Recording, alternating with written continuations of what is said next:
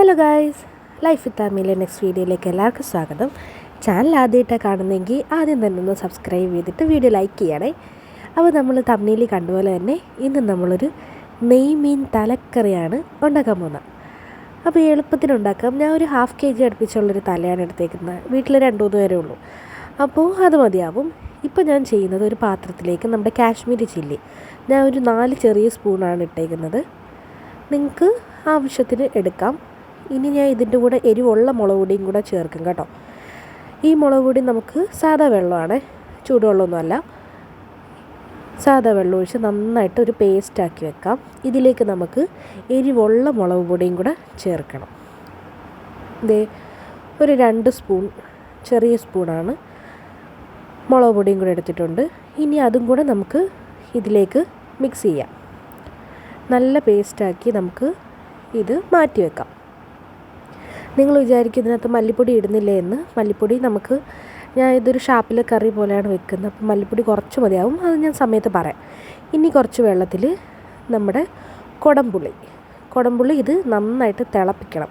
അപ്പോൾ ഇത് ഞാൻ ചൂടാക്കാനായിട്ട് കുടംപുളി വെച്ചിട്ടുണ്ട്.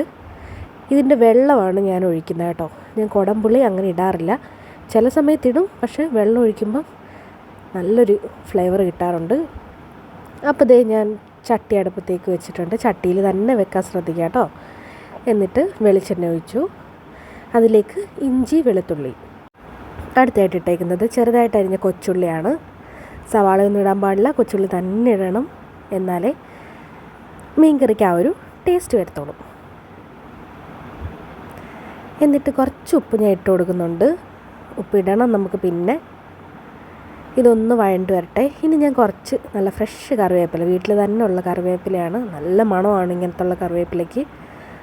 ഇനി നമുക്ക് ഒരു പച്ചമുളകും ഒരു ചെറിയ തക്കാളിയും അതിട്ടിട്ട് നന്നായിട്ട് വഴറ്റി കൊടുക്കുക. അപ്പുറത്ത് നമ്മുടെ പുളി നന്നായിട്ട് തിളച്ച് വരുന്നുണ്ട് കേട്ടോ. ഇനി നമ്മൾ ഈ മിക്സിയിലെ ആദ്യം പേസ്റ്റാക്കി വെച്ചിരുന്ന അത് നമുക്ക് ഈ മിക്സിലോട്ട് ഇട്ട് കൊടുക്കാം. എന്നിട്ടത് നന്നായിട്ടൊന്ന് വരട്ടിയെടുക്കാം. കരിഞ്ഞു പോവാതെ നോക്കുക. അതിലേക്ക് ഒരു ചെറിയ സ്പൂൺ മഞ്ഞൾപ്പൊടിയും, ഞാൻ ആദ്യം പറഞ്ഞ പോലെ തന്നെ ഒരു ചെറിയ ടീസ്പൂൺ മല്ലിപ്പൊടിയും കുറച്ച് ഉലുവാപ്പൊടി ഇട്ടിട്ടുണ്ട് ഞാൻ. ഇനി അത് നന്നായിട്ട് വരട്ടിയെടുക്കണം. എന്നിട്ട് ഈ മിക്സ് ഞാൻ ഉണ്ടാക്കി വെച്ച പാത്രം ഒന്ന് കഴുകി ഒഴിക്കുന്നുണ്ട്. ആവശ്യത്തിന് വെള്ളം ചേർത്ത് നമുക്ക് ഒഴിക്കാം. ഇനി നമുക്കിതിലേക്ക് തിളപ്പിച്ച് വെച്ച് പുളിവെള്ളം ആഡ് ചെയ്ത് കൊടുക്കാം.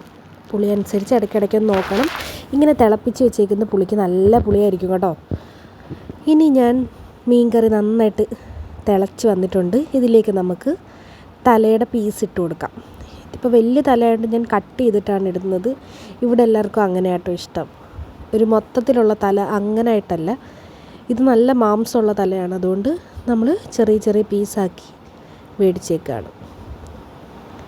ഇനി ഇത് നന്നായിട്ട് തിളച്ച് വരണം. നമുക്ക് കുറച്ചുകൂടെ കറിവേപ്പില ഇട്ട് കൊടുക്കുക. ഈ കറിവേപ്പില എത്ര ഇട്ടാലും മതിയാവില്ല കേട്ടോ, അത്ര മണമാണ്. അപ്പോൾ ഞാൻ ദാ കുറച്ച് നേരം അടച്ച് വെച്ചിട്ടുണ്ടായിരുന്നു. നന്നായിട്ട് തിളയ്ക്കുന്നുണ്ട്. ഇനിയും ഇത് തിളച്ച് ചെറുതായിട്ടൊന്ന് പറ്റി വരണം. അപ്പോഴത്തേക്കിന് കളറൊക്കെ ഒന്ന് മാറി വരും.